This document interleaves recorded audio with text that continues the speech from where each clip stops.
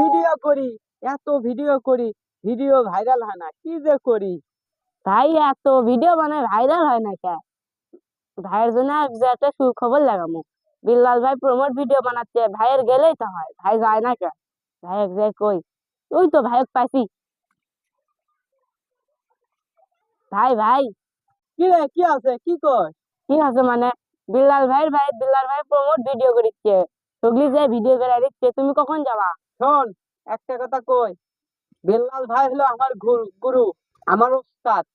আমার ওস্তাদ একটা ভিডিওতে বলছে, শিষ্য তার যে যে মানে আমার ওস্তাদের যারা শিষ্য, খুঁজে খুঁজে তার বাড়ি যাবি।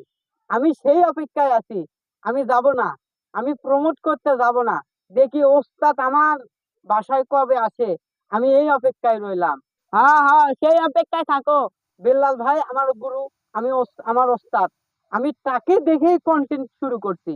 এখন আমি দেখি আমার গুরু আমার খোঁজে কবে আসে আমার বাসায়, অর্থাৎ এই অধমের বাসায়। আমি এই অপেক্ষায় রইলাম। হ্যাঁ হ্যাঁ, সেই অপেক্ষায় থাকো। বিল্লাল ভাইয়ের কোটি শিষ্য, তোমার উঠতে উঠতে তোমার বাড়িতে আসবিনি, মানুষে ভাইরাল হয়ে গেছে। তুমি এটি বসতে লোক শোষো, মানুষের মিলিয়ন মিলিয়ন ভিউ আছে।